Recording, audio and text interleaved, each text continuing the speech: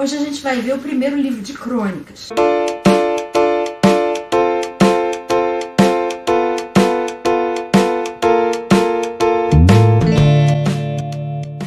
Junto com o segundo livro, eles formam um só no cânon hebraico. E o tema do primeiro livro são coisas omitidas do reino de Davi. Você lembra quando a gente viu os livros de reis? A gente falou que os habitantes de Judá e de Jerusalém haviam sido levados cativos por Nabucodonosor para a Babilônia. Eles permaneceram 70 anos lá, como o profeta Jeremias havia predito, e depois disso foram libertos por Ciro, que havia se tornado governante no lugar dos babilônios. Ciro permitiu que todos aqueles que desejassem voltassem para Jerusalém para reconstruir a cidade, o templo, seus muros, e com isso vários ex-exilados voltaram para lá. Entre esses exilados havia o sacerdote Esdras, e provavelmente foi Esdras quem escreveu esses dois livros, dando uma sacudida nos ex-exilados que haviam voltado, mas estavam muito desanimados com o quadro que encontraram em Jerusalém. Esses livros lembram que Deus é o Senhor de toda a história e que as promessas de misericórdia dele se concretizaram com a volta deles do cativeiro. Nesses dois livros, apesar de muito parecidos com os dois livros de reis, você não encontra nada a respeito dos reis do norte, só a respeito dos reis de Judá. E a ênfase é nos descendentes de Davi e na vida espiritual deles e da nação. O livro foi escrito em cerca de 450 a.C.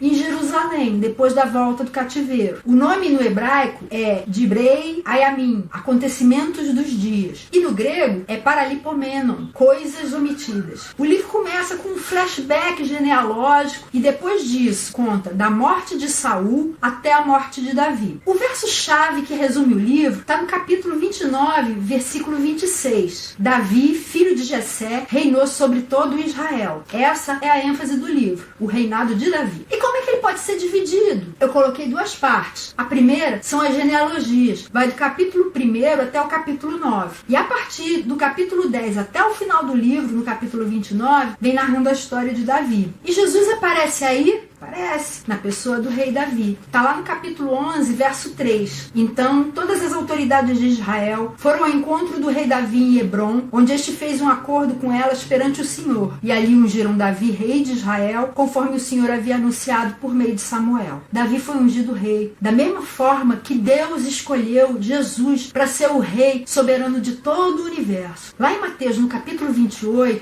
no verso 18, Jesus, que já havia ressuscitado, disse assim para os seus discípulos: foi-me dada toda a autoridade nos céus e na terra. Jesus recebeu toda a autoridade. Ele é o rei por direito. Ele conquistou esse direito não só por ter sido o criador de todas as coisas, mas também por ter resgatado todas essas coisas que haviam sido roubadas pelo diabo, resgatou de volta para si. E existem aplicações práticas? Existem. Olha só a primeira. Você lembra quando a gente viu os livros de reis, que a gente falou a respeito do censo que Davi mandou fazer para saber qual era o tamanho do povo, qual era a sua força, o seu poderio militar? Deus não gostou disso e resolveu dar uma punição para Davi. E deu para ele a possibilidade de escolher entre três. A primeira, 3 anos de fome. A segunda, 3 meses sendo perseguido pelos seus inimigos. A terceira, 3 dias de praga. E Davi era alguém que era bastante inteligente, muito esperto. E ele conhecia o caráter de Deus, sabia que Deus é alguém muito misericordioso. E por isso, ele preferiu a peste. Quando a peste veio, muita gente morreu. E quando o anjo destruidor estava para começar a agir sobre Jerusalém, Deus se arrependeu e resolveu ordenar o fim daquilo. E Davi viu o anjo na eira de um homem chamado Araúna. Por ordem de Deus, Davi quis construir um altar nesse lugar. Então foi até Araúna para querer comprar a eira dele. E Araúna falou para ele: ah, não, de jeito nenhum.